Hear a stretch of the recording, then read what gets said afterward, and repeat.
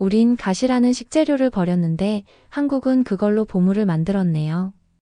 2025년 세계 미식계는 예상치 못한 식재료에 주목을 하기 시작합니다. 바로 가시죠. 발효 음식 학술대회에서 프랑스 연구자가 발견한 이 음식.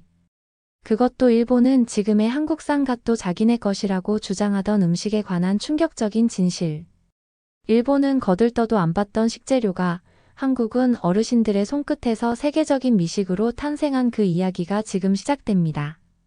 그 전에 오늘의 이야기를 전하는 감동상자 그리고 채널지기 소담에게 여러분의 좋아요와 구독, 알림 설정은 가장 큰 힘이 됩니다.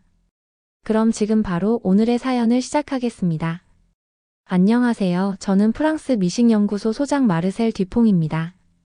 세계 각국의 발효식품을 통해 여러 민족의 정체성을 연구하는 학자이죠. 특히 세계적으로 유명한 발효식품은 그 나라의 역사와 문화가 담긴 살아있는 유산이라고 생각합니다. 제 와이프가 한국인이어서 그런지 다양한 식재료와 발효식품에 더 큰 관심을 가지고 연구하고 있죠. 제 인생이 완전히 바뀐 그날은 작년 봄 일본 도쿄에서 열린 세계 발효 음식 학술대회 때였습니다. 사실 저는 그때까지만 해도 단순히 제가 경험해온 프랑스와 일본의 식문화가 세계에서 가장 우수하다고 확신했던 어리석은 사람이었죠. 학회 마지막 날 일본 대표가 일본 전통 발효식품의 세계화 전략이라는 주제로 발표를 했습니다. 거기서 그들은 자랑스럽게 갓피클을 소개했고 시식회도 준비했죠. 이건 우리 일본 전통 식문화의 상징입니다. 카라시나라고 부르는 특별한 채소로 만들죠. 한 입 베어 물자마자 입안에 퍼지는 독특한 향과 적절한 알싸한 맛, 그리고 아삭한 식감에 저는 완전히 매료되었습니다. 우리가 흔히 먹는 피클과는 다른 절대 경험할 수 없는 놀라운 맛이었습니다. 이건 어떤 식재료로 만든 건가요? 일본 대표는 자신만만하게 대답했습니다. 카라시나라고 해요. 일본에서만 나는 고유의 식물입니다. 그 순간 머릿속에 번개가 치듯 떠오른 비슷한 맛이 있었습니다. 제 아내 민지가 때마다 정성스럽게 만들던 갓김치. 아내는 늘 고향 여수에서 직접 공수한 돌산갓으로만 김치를 담근다고 했습니다. 그 갓김치의 풍미와 지금 제가 맛본 일본 갓 피클이 묘하게 비슷했습니다. 하지만 설령 똑같은 갓을 활용했다고 해도 솔직히 아내의 갓김치가 훨씬 더 복합적이고 깊은 맛이었죠. 흥미롭네요. 근데 제 아내는 오래전부터 한국에 가면 갓김치를 만들어 왔는데 한국산 갓을 사용한다고 했거든요. 이 피클과 같은 재료인 것 같긴 한데. 그 질문에 일본 대표의 표정이 미묘하게 굳어졌습니다. 그는 잠시 당황하더니 빠르게 말을 돌렸습니다. 글쎄요, 한국이 갓이 유명한가요? 혹시 우리 일본 갓으로 만든 건 아닐까요? 누가 봐도 그저 얼버무리는 모습이었죠. 그날 저녁 호텔 침대에 누워 생각했습니다. 왜 그들은 제 질문을 피했을까요? 아내에게 전화를 걸었습니다. 민지야, 갓에 대해 물어볼 게 있어. 갓김치는 한국에서 얼마나 오래된 음식이지?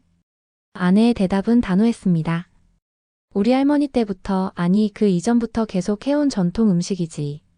자기도 알잖아. 내 고향 여수 돌산갓은 맛이 특별해서 명성이 자자하지. 근데 왜 갑자기 갓에 관심이 생긴 거야? 일본 측 설명과 너무 다른 내용이었습니다. 밤새 잠을 이루지 못했습니다. 식문화 역사 연구자로서 저는 진실을 알아야만 했습니다. 그리고 이상하게도 가슴 한켠에서는 아내의 나라, 한국의 음식이 잘못 알려지고 있는 것 같다는 생각에 묘한 분노가 일었습니다. 그저 모르는 사람이 들으면 갓이라는 재료를 활용한 음식은 모두 일본이 먼저고 한국이 따라했다라고 오해할 수 있을 법했죠. 프랑스로 돌아오자마자 저는 연구실에 틀어박혔습니다. 마르셀, 도쿄 컨퍼런스는 어땠어요? 동료 미셀이 물었습니다. 흥미로웠지. 특히 일본의 갓피클이라는 게 인상적이었어. 원재료에 대한 설득력도 있고 맛있긴 했는데. 하지만 뭔가 석연치 않아. 저는 국제식물학 데이터베이스부터 뒤지기 시작했습니다. 갓의 학명은 브라시카 준케아. 십자화과 식물로 중국 원산이었지만 일본과 한국에서 각각 독특한 품종으로 발전했다는 기록이 있었습니다. 그런데 여기서부터 의문이 생겼습니다. 이상하네.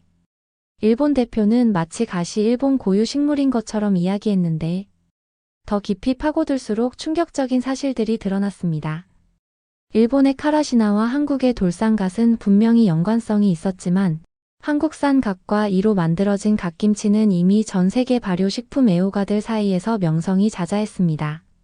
아내가 말한 것처럼 한국에서는 수세대에 걸쳐 갓김치를 담가왔다는 기록이 명확했죠.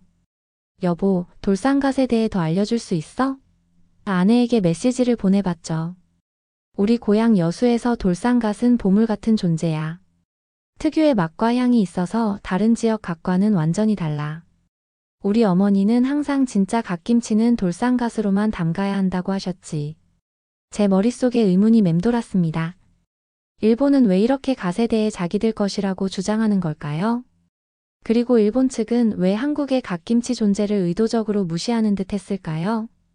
결정적인 단서는 한국농업연구소의 오래된 논문에서 발견했습니다.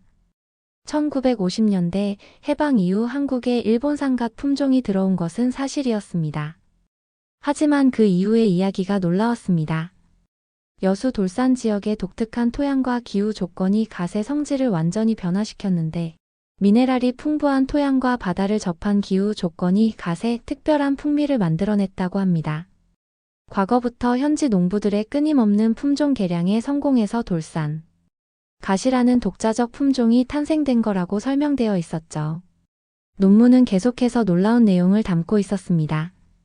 더 많은 자료를 찾아보니 일본 갓과 한국 갓의 놀라운 차이점이 드러났습니다. 일본의 카라시나는 잎이 얇고 연한 편이었으며 매운맛보다는 쌉쌀하고 쓴맛이 특징이었습니다. 특히 놀라웠던 점은 일본에서는 갓을 김치처럼 절여 발효하는 경우가 드물고 대부분 생으로 먹거나 살짝 절여 샐러드나 오차즈케에 넣는 정도였죠. 더 충격적인 사실은 일본 내 갓의 위상이었습니다. 과거에는 식용으로 자주 쓰였지만 현재 젊은 세대는 거의 사용하지 않고 있었습니다. 일상 요리에서 점차 사라지는 채소가 되어버려 대형마트에서도 찾기 어려웠고 향이 세고 쓴맛이 강하다는 인식으로 소비량이 크게 감소하고 있다는 점이었습니다. 반면 한국의 갓, 특히 여수 돌산갓은 잎과 줄기가 굵고 튼튼했으며 향이 강하고 매운맛이 도드라지는 특징이 있었습니다. 무엇보다 김치 전용으로 개량된 품종으로 식감과 향이 우수했죠.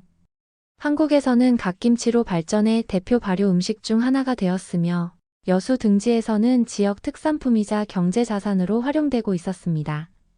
제철 봄갓은 전국적으로 프리미엄 식재료로 인식되었고 수육이나 생선회 등과 함께 먹는 필수 음식이었습니다. 마르셀, 뭘 그렇게 열심히 연구하고 있어? 아내가 연구실로 들어오며 물었습니다. 여보, 나 결심했어. 다음 달에 우리 한국에 갈 때 여수 돌산갓을 직접 봐야겠어. 연구하고 자료를 조사해보고 싶은 부분이 있거든. 일본에서는 점점 사라지는 채소를 한국은 국가적 자랑거리로 키워냈다니 놀랍지 않아? 아내의 눈이 커졌습니다. 어쩌다가 갓에 흠뻑 빠진 거야? 여수에서 갓을 만나는 건 너무나도 쉬운 일이지. 농장이나 업체 가볼 수 있는 데가 있는지 우리 엄마한테 물어봐 볼게. 저는 결심했습니다. 일본이 마치 세계에서 자신들의 전통인 양 포장해서 홍보하는 이 식재료의 진짜 이야기를 세상에 알리고 싶었죠. 그리고 그 여정은 저를 제 아내의 고향 한국 여수 돌산으로 다시 한번 이끌어 주었습니다. 드디어 3년 만에 아내의 고향인 한국 땅을 밟았습니다. 인천공항에 도착했을 때 익숙했지만 유독 가슴이 설렜습니다. 이번 여행은 단순한 방문이 아니라 식문화를 탐구하는 여정이기도 했으니까요. 서울에서 하룻밤을 보낸 후 저희는 여수로 향하는 기차에 몸을 실었습니다. 기차에서 내려 아내의 고향 여수에 도착했을 때 저는 그 아름다움에 또다시 넋을 잃었습니다. 여수는 제가 올 때마다 따뜻하고 청량한 느낌을 주는 곳이죠. 푸른 바다와 섬들, 그리고 멀리 보이는 돌산대교의 모습이 항상 그 자리에 펼쳐져 있는 그림 같았습니다. 장모님께서는 따뜻한 미소로 저희를 맞아주셨습니다. 그날 저녁 정말 오랜만에 한국의 제철 나물과 음식들로 든든한 한 끼를 먹었죠. 생각해보면 한국은 참 신기한 나라입니다. 자연에서 오는 식재료를 잘 활용해서 다양한 반찬들을 끊임없이 만들어내니까요. 사실 외국인의 입장에서 보면 외국에선 식재료로 잘 활용하지 않는 산나물들, 각종 채소들을 발효시키고 무치고 절여서 다양한 식감과 풍미를 내는 이런 수십 가지의 반찬 문화는 정말 놀라운 일이거든요. 다음 날 저희는 장모님과 함께 돌산 마을의 한 전통 가옥을 방문했습니다.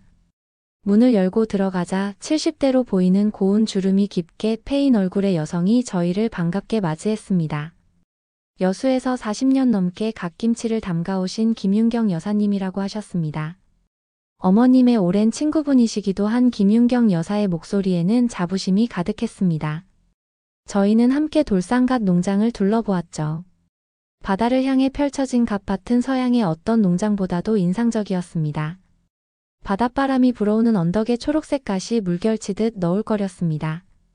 이미 연구자라 잘 아시겠지만 한국의 돌산갓은 특별해요. 이 바닷바람과 미네랄이 풍부한 토양 덕분에 맛이 깊고 향이 진해요. 일반 갓과는 완전히 다르죠. 김윤경 여사가 갓잎을 한 장 따서 저에게 건넸습니다. 조심스럽게 맛을 보니 강렬하면서도 섬세한 맛이 느껴졌습니다. 이건 제가 포럼에서 먹어본 일본 갓과는 확실히 다르네요. 그럼요. 돌산갓은 섬유질이 적고 부드러워요. 특유의 매운맛과 향이 있어서 회나 수육과 함께 먹으면 정말 환상적이죠. 그리고는 갓김치 공장에 들러 담그는 과정을 지켜보았습니다. 각각의 재료를 다루는 방식, 양념을 버무리는 감각, 모든 것이 수십 년의 경험에서 나오는 장인들의 솜씨였습니다. 일본에서는 갓을 단순히 소금과 간장으로만 절여요. 하지만 우리는 다양한 양념을 사용해 깊은 맛을 만들어내죠. 점심으로 김윤경 여사가 차려주신 밥상 앞에서 저는 완전히 압도되었습니다. 갓김치를 중심으로 봄나물 여러 종류와 해산물 그리고 뜨끈한 국이 조화롭게 어우러져 있었습니다. 이건 우리 여수의 봄 밥상이에요. 돌산 갓김치와 함께 봄나물들을 즐겨보세요. 식사를 하면서 저는 김윤경 여사에게 조심스럽게 물었습니다. 일본에서 갓피클을 갓의 전통이라고 주장하는데 어떻게 생각하세요? 김윤경 여사는 잠시 생각에 잠기더니 담담하게 대답했습니다. 이게 일본 거라면 저는 이 손으로 이미 일본을 넘은 거죠. 품종이 처음에 어디서 왔든 우리는 그것을 가져다 우리만의 것으로 독자적으로 발전시켰어요. 돌산 갓김치는 우리의 피와 땀으로 완성한 우리의 자랑입니다. 그 말에 가슴이 뭉클해졌습니다. 그녀의 주름진 손을 바라보니 그곳에는 수십 년간 한국의 식문화를 지켜온 헌신의 흔적이 새겨져 있었습니다. 저녁이 되어 공장의 장인분들과 한 분 한 분 인사를 나눌 수 있었죠. 모두 60대 이상의 여성 장인들이셨습니다. 그들은 저에게 갓김치 비법을 자랑스럽게 들려주었습니다. 우리 어머니들이 일제시대에도 포기하지 않고 지켜온 맛이에요. 어떤 어려움 속에서도 우리의 것을 지키고 발전시켜 왔죠. 그날 밤 집으로 돌아오며 저는 아내에게 말했습니다. 장모님과 그리고 아까 만나 뵈었던 여사님들 같은 분들의 손맛이 왜 그렇게 특별한지 이제 알겠어.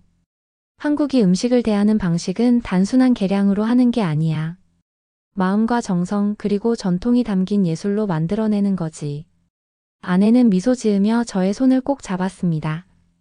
다음 날 아침 일찍 저는 돌산갓 농장에서 갓을 직접 수확해보는 소중한 기회를 갖게 되었습니다. 이슬이 맺힌 갓밭은 아침 햇살 아래 반짝이고 있었죠. 갓은 아침에 수확해야 가장 싱싱해요. 이슬을 머금은 갓이 가장 맛있답니다. 김윤경 여사의 손놀림은 노련했습니다. 제 아내와 장모님도 한두 번 해본 솜씨가 아닌 것 같았죠. 갓의 밑동을 조심스럽게 잡고 칼로 깔끔하게 자르는 모습은 마치 예술가가 도구를 다루는 것 같았습니다. 이렇게 수확한 갓은 바로 절임 과정으로 들어가요. 신선도가 김치 맛을 결정하는 핵심이거든요. 수확한 갓을 커다란 바구니에 담아 김윤경 여사의 집으로 돌아왔습니다. 그곳에서는 이미 친한 지인분들이 모여 김치 담그기 준비를 하고 계셨습니다. 첫 번째 단계는 갓을 염수에 절이는 것이었습니다. 김윤경 여사는 물 한 바가지에 천일염 한 줌을 넣고 손으로 저어 염도를 확인했습니다. 놀랍게도 그녀는 염도계 같은 측정 도구를 사용하지 않았습니다. 수십 년의 경험으로 손맛만으로 완벽한 염도를 맞추는 것이었습니다. 왜 기계로 측정하지 않으세요? 저는 궁금해서 물었습니다. 기계는 숫자만 알려주지만 이 손은 날씨와 갓의 상태까지 알려주지요. 오늘같이 습한 날은 소금을 조금 더 넣어야 해요. 갓을 절인 후에는 깨끗이 씻어 물기를 빼는 과정이 이어졌습니다. 어르신들은 각자의 역할을 완벽하게 수행하며 작업을 진행했습니다. 물기를 뺀 갓을 펼쳐놓자 다음은 양념을 만드는 일이었습니다. 양념이 갓김치의 혼이에요. 김윤경 여사는 고춧가루, 마늘, 생강, 젓갈 등의 재료를 하나씩 꺼내 보여주었습니다. 특히 고춧가루는 작년에 직접 햇볕에 말린 것으로 색이 선명하고 향이 짙었습니다. 이 고춧가루는 우리 이웃 김씨 할머니가 직접 말린 거예요. 시장에서 사는 것보다 맛이 완전히 달라요. 재료들을 큰 그릇에 담고 양념을 만들기 시작했습니다. 각종 재료가 어우러져 붉은색 양념장이 만들어지는 과정은 마치 연금술사의 작업 같았습니다. 양념을 만들 때도 어르신들은 정확한 계량 없이 손끝의 감각으로 재료를 넣었습니다. 이렇게 해야 사람 마음이 들어가요. 기계는 똑같은 양을 넣고 버무릴 순 있지만 이 손맛을 낼 수 없어요. 갓에 양념을 버무리는 단계에서도 저는 놀라움을 금치 못했습니다. 6명의 어르신들이 둘러앉아 손으로 하나하나 양념을 골고루 묻혀가는 모습이 경이로웠습니다. 기계화된 공장에서는 결코 볼 수 없는 정이 넘치는 광경이었습니다. 프랑스에서는 이런 음식을 기계로 만들지 않나요? 한 어르신이 물었습니다. 물론 대부분은 기계로 대량 생산합니다. 하지만 최고급 요리는 항상 셰프의 손맛이 중요하죠. 그런 점에서 여기선 모이신 어르신들 모두 셰프네요. 저는 미소 지으며 대답했습니다. 제가 경험한 건 단순한 산업이 아니라 삶의 방식이었습니다. 완성된 갓김치는 항아리에 차곡차곡 담겼습니다. 이곳에서 숙성 과정을 거치게 된다고 설명해 주셨어요. 김윤경 여사는 자신만의 특별한 비법을 말해 주었습니다. 처음 몇 일은 실온에 두고 그 후에는 냉장고에 보관하면 가장 맛있어요. 첫 맛은 일주일 후에 나오지만 제일 맛있는 건 한 달 뒤예요. 김치를 담그는 전 과정을 지켜보며 저는 깊은 감동을 느꼈습니다. 이 과정은 단순한 음식 제조가 아니었습니다. 원식자재에 대한 이해, 자연과 인간의 조화, 세대를 이어온 지혜, 그리고 음식에 대한 경외심이 모두 담겨 있었습니다. 점심시간 어르신들이 차려주신 밥상에는 1년 전에 담근 숙성된 갓김치가 놓여 있었습니다. 한입 베어 물자 입안에 퍼지는 그 깊은 맛의 말을 잃었습니다. 이 맛은 세상 어디에서도 맛볼 수 없는 풍미가 있네요. 어르신들은 웃으며 말했습니다. 이건 단순한 음식이 아니라 우리 삶이에요. 우리 어머니들이 가르쳐 주신 방식 그대로 우리도 딸들에게 가르쳐 주고 있죠. 그날 저녁 장모님 댁으로 돌아오며 저는 깊은 생각에 잠겼습니다. 현대 식품 산업이 효율성만을 추구하는 동안 이곳 한국 여수의 어르신들은 전통과 맛을 지키며 자연과 함께 살아가는 지혜를 간직하고 있었습니다. 갓김치는 단순한 발효식품이 아니라 한국인의 철학과 정신이 담긴 문화유산이었습니다. 그리고 그것은 장모님에게서 제 아내에게로 또 제 아내에게서 제 딸에게로 물려갈 것입니다. 여수에서의 값진 시간이 끝나갈 무렵 저희는 프랑스가 아닌 일본으로 떠날 준비를 하고 있었습니다. 사실 저는 아내와 함께 한국 휴가 일정을 계획할 때 돌아오는 여정을 프랑스로 바로 돌아가는 것보다 일본을 경유해서 그곳에서도 직접 제 연구에 대한 자료를 두 눈으로 확인하고 오는 게 더 의미 있을 것 같았거든요. 갓의 원산지 논쟁에서 우연히 시작된 이 여정이 저희의 이번 휴가를 더 알차게 만들어주고 있었죠. 한국에서의 소중한 추억을 간직하고 장모님과 아쉬운 작별 인사를 나누고 우리는 공항으로 향했습니다. 도쿄 하네다 공항에 도착한 저희는 바로 시내 중심가로 향했죠. 첫 목적지는 대형 슈퍼마켓이었습니다. 일본의 다양한 식재료를 확인하기 위해서였죠. 대형마트 채소 코너를 돌아다니며 여러 종류를 구경했지만 그 종류가 한국만큼 다양하지는 않았습니다. 특히 갓은 어디에도 보이지 않았습니다. 저는 궁금증을 못 참고 직원에게 이것저것 물어봤죠. 젊었을 때 일본 식당에서 오래 일하며 어깨너머로 배운 일본어 실력으로 더듬거리며 말을 이어나갔습니다. 실례합니다. 혹시 카라시나는 어디에 있나요? 젊은 직원은 의아한 표정으로 저를 바라보더니 잠시 생각하고는 다른 직원에게 물어보았습니다. 두 번째 직원도 고개를 갸웃거렸습니다. 죄송합니다만 현재는 취급하지 않습니다. 저희는 다음 행선지로 전통시장을 방문했습니다. 이번엔 갓을 찾으러 가보기로 한 거죠. 보통 전통시장에선 옛날부터 내려온 전통 식재료를 찾을 수 있을 거라고 생각했습니다. 하지만 전통시장에서도 갓을 찾는 것은 쉽지 않았습니다. 겨우 한 노점에서 조금 시들어 보이는 갓을 발견했습니다. 노점 주인은 70대로 보이는 할머니였습니다. 이 카라시나는 많이 찾는 분들이 계신가요? 저는 일본어로 조심스럽게 물었습니다. 할머니는 쓴웃음을 지었습니다. 요즘 젊은이들은 이걸 잘 모르지요. 옛날에는 좀 찾는 사람들이 있었지만 어떻게 먹는지 잘 몰라서 안 사가는 거죠 뭐. 이어서 저희는 일본 전통 가정식을 제공하는 식당을 방문했습니다. 메뉴판을 살펴봐도 갓을 이용한 음식은 찾아볼 수 없었습니다. 실례합니다만 카라시나를 이용한 피클이 있다던데 그건 없나요? 주인에게 물었습니다. 글쎄요, 저희 가게엔 없어요. 죄송합니다. 저희는 후쿠오카로 이동하여 규슈 지방의 시장도 방문했습니다. 한국의 여수처럼 일본 갓의 원산지와 가까운 곳이니 더 많이 사용하지 않을까 기대했지만 결과는 비슷했습니다. 후쿠오카 시장에서 만난 젊은 여성에게 갓 요리에 대해 물었을 때 그녀의 대답은 충격적이었습니다. 저는 오히려 한국 갓김치는 먹어봐서 아는데 일본 갓 피클은 처음 들어보는데요. 혹시 한국 김치를 찾으시는 건 아닌가요? 분명 학술대회에서 일본 대표에게 들었던 일본의 갓은 어디에서도 쉽게 찾아볼 수 없었습니다. 저녁에는 지인에게 소개받아 일본 전통 요리 전문가와 만나는 약속이 있었죠. 타카하시 요리사는 오랫동안 일본 전통 식재료를 연구해온 베테랑이었습니다.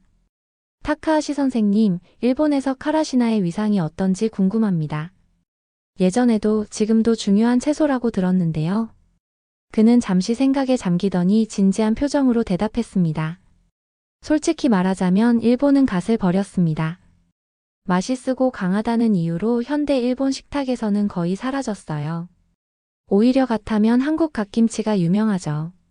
같은 재료를 가지고 한국은 독자적으로 품종을 개량시켜서 발효 문화로 세계적인 음식을 만들어낸 거죠. 그의 말에 저는 제 연구의 정답을 찾았습니다. 모든 퍼즐이 맞춰진 거죠. 호텔로 돌아오는 길에 저는 아내에게 말했습니다. 이제 모든 퍼즐이 맞춰졌어. 일본은 오래전부터 갓을 가지고 있었지만 그 가치를 발견하지 못했어. 하지만 한국 사람들은 그 과거부터 이 평범한 채소를 세계적인 발효 음식으로 승화시켰지. 그들의 손끝에서 잡초 같은 채소가 보물로 변한 거야. 아내는 자랑스러운 표정으로 미소 지었습니다. 우리 선조들의 지혜와 인내가 만든 결과지. 일제강점기와 전쟁을 겪으면서도 그들의 맛을 지켜낸 것이었습니다. 일본에서의 마지막 밤, 저는 노트에 이렇게 적었습니다. 음식은 단순한 생존 수단이 아니라 문화적 정체성이다. 한국인들은 자연에서 온 식재료를 소중히 여기고 그것을 변화시키는 능력이 탁월하다. 일본이 버린 것을 한국은 보물로 만들었다. 이것이 바로 음식의 힘이다. 이제 프랑스로 돌아가 이 놀라운 발견을 정리하고 알릴 차례였습니다. 한국 갓김치의 진정한 가치를 세계 미식계에 소개하고 싶었고 갓김치를 이용한 새로운 음식도 개발해보고 싶었죠. 프랑스로 돌아온 저는 연구소에서 곧바로 보고서 작성에 착수했습니다. 한국과 일본을 오가며 보고 느낀 모든 것을 담아내고 싶었습니다. 마르셀, 그렇게 열정적으로 작업하는 모습은 처음 보네요. 동료 연구원 피에르가 커피 한 잔을 건네며 말했습니다. 이번 연구는 나에게 단순한 식재료 분석, 식재료 기원 이상의 의미가 있어요. 한민족의 정체성과 역사, 그리고 삶의 철학이 담긴 이야기니까요. 한 달간의 집필 끝에 저는 프랑스 식재료 평가기관 RFI와 세계적인 미식 잡지에 여수 돌산 갓김치의 시작점은 마이너스 잊혀진 채소를 세계적 보물로 탄생시킨 한국의 지혜라는 제목의 논문을 제출했습니다. 기다림의 시간이 이어졌습니다. 그러던 어느 날 아침 RFI의 심사위원장에게서 전화가 왔습니다. 마르셀, 당신의 논문이 위원회에서 신선하다고 평가하네요. 한 재료를 두고 벌어지는 단순한 원조 싸움이 아니라 이 식재료를 어떻게 바라보고 대하는 문화적 가치를 담고 있다는 게 참 좋네요. 가슴이 터질 듯한 기쁨이 밀려왔습니다. 더 흥미로운 점은 이 미식 잡지에서 가시라는 식재료에 주목하고 아시아 발효식품을 비교 평가하는 기사에서 일본의 갓피클은 아예 목록에 포함되지 않았다는 것이었어요. 소비율과 가정 활용도가 너무 낮고 대중적 인지도, 레시피 다양성도 부족했기 때문이었죠. 어느 날 연구소장 르누아르 교수가 저를 불렀습니다. 마르셀, 이번 연구는 전통 연구 방식과 다르네요. 그가 질문했죠. 네, 단순히 맛과 영양 분석이 아닌 문화적 지속 가능성과 전통 보존의 관점에서 새롭게 접근해 보려고 합니다. 한국의 다양한 김치 그리고 이번에 경험하고 온 갓김치를 보고 영감을 받은 거죠. 그렇게 제 새로운 연구는 시작되었고 연구소엔 한국 김치 스터디 그룹이 만들어졌습니다. 여러 동료 연구자들도 관심을 가지고 참여하기 시작했죠. 매주 화요일마다 열리는 세미나에서는 한국의 다양한 발효식품, 특히 갓김치의 제조 과정과 문화적 의미를 논의했습니다. 이런 손맛 중심의 식문화는 현대 식품 산업에 중요한 시사점을 제공합니다. 저는 세미나에서 강조했습니다. 기계화가 모든 것을 해결해주진 않는다는 사실을 한국의 김치들이 증명하고 있어요. 이 과정 중 또 하나의 중요한 성과 중 하나는 파리의 유명 요리학교 르 꼬르동 블루에서 한국 발효식품 마스터 클래스가 신규 개설된 것이었습니다. 저는 객원 강사로 초청받아 2주에 걸쳐 갓김치를 포함한 한국 발효식품의 철학과 기술을 강의했죠. 수업 중 한 프랑스 요리사 지망생이 질문했습니다. 왜 같은 식재료라도 어느 나라에선 버려지고 어느 나라에선 보물로 여겨질까요? 그것이 바로 문화의 힘입니다. 식재료를 대하는 철학적 차이를 보여주는 거죠. 저는 대답했습니다. 한국인들은 주변의 모든 것을 소중히 여기고 최대한 활용하는 지혜를 발전시킨 거예요. 사실 현대사회에서 우리가 가장 놓치고 있는 부분이죠. 미식 잡지의 기사가 실린 후 프랑스 식품 연구계에는 작은 혁명이 일어났습니다. 가시라는 생소했던 식재료가 갑자기 연구의 중심에 서게 된 것입니다. 파리대학 식품영양학과에서는 갓에 함유된 항산화 성분과 면역력 증진 효과에 대한 연구가 시작되었고 몽펠리에 의대에서는 갓의 항암 효과에 대한 임상 실험이 준비 중입니다. 놀랍게도 프랑스의 유명 제약회사에서는 갓 추출물을 활용한 건강기능식품 개발에 착수했다는 소식도 들려왔습니다. 한식의 세계적 인기에 힘입어 기존에 알려진 배추김치, 깍두기를 넘어 이제는 갓김치에 대한 호기심이 폭발적으로 증가했습니다. 한국 음식점들은 반찬 메뉴로 갓김치를 내놓기 시작했고 소비자들은 이게 바로 진짜 김치라며 열광하고 있습니다. 제가 직접 본 여수 어르신들의 손맛이 만들어낸 갓김치는 단순한 음식을 넘어 세계인의 건강과 미식을 책임지는 문화대사가 되어갈 것입니다. 세계가 인정한 한국의 맛, 그 자랑스러운 여정은 이제 막 시작되었습니다. 여러분, 오늘의 이야기 어떠셨나요? 일본이 외면했던 식재료가 한국에 들어와 우리의 토양과 기후를 만나 신품종으로 개량되고 더 나아가 어르신들의 지혜와 정성으로 키워지고 만들어져 갓김치라는 보물이 된 이야기였습니다. 한국인의 창의성과 끈기, 자연에 대한 존중이 얼마나 맛있고 위대한 반찬들을 만들어내는지 참 놀랍습니다. 여러분은 봄하면 생각나는 나물이나 김치가 있으신가요? 소중한 댓글을 나눠주세요. 마지막으로 구독과 좋아요, 알림 설정으로 더 많은 사연들이 전달될 수 있도록 응원해주세요. 소박하지만 깊은 정이 담긴 이야기. 감동상자 그리고 소담이었습니다.